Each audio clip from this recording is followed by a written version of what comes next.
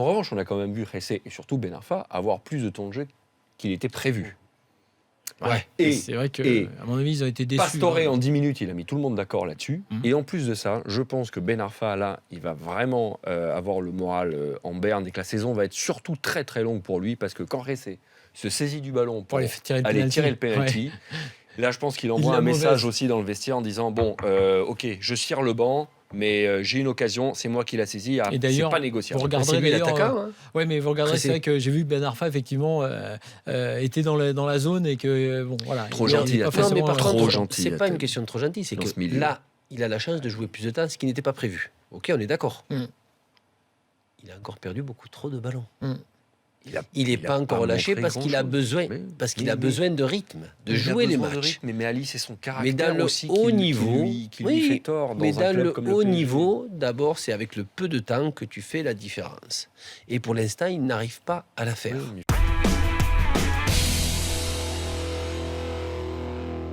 Il n'est pas encore question de le remettre en question, justement, parce que quand même, on va pas...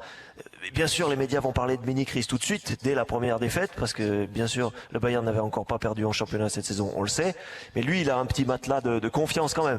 Mais c'est vrai que les warnings sont allumés. Il y a des joueurs qui, et notamment le capitaine Philippe Lam, qui ont exprimé leur petite incompréhension, disant on sait pas trop à quoi ressemble notre jeu, on sait pas trop dans quelle direction on va, c'est pas très clair. Effectivement, c'est moins clair qu'avec Guardiola, pour lequel il avait quand même fallu un peu de temps pour que les joueurs assimilent le système aussi.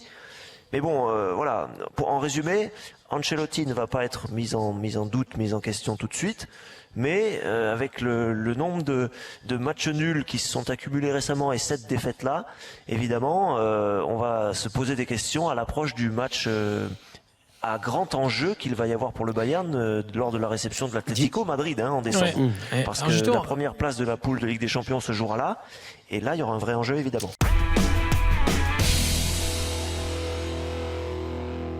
Non, c'est-à-dire on se posait des questions en fait sur le management de Zidane, même s'il avait fait un enchaînement de victoires, c'est une bonne chose. Puis il gagne la Champions League, ça par contre c'est le jackpot. Et puis après tu reprends une saison. Et là, et toujours cette saison, et je pense qu'il le ressentait, c'est cette confirmation qui est 10 fois plus dure que ce que tu as fait. Et on l'attendait un petit peu, plus ou moins, au retour. Et quand je vois le match avec toutes les absences qu'il y a ce soir en jouant à l'Atlético Madrid, qui est vraiment un épouvantail, de voir des joueurs comme Modric, comme Kovacic, comme Isco qui a été très bon, énorme, Vasquez qu'on ne parle pas assez souvent, tu vois, et la défense et jouer, être bon collectivement, beaucoup plus même qu'un Ronaldo qui marque un triplé, ça démontre aussi la patte Zidane, c'est une bonne chose.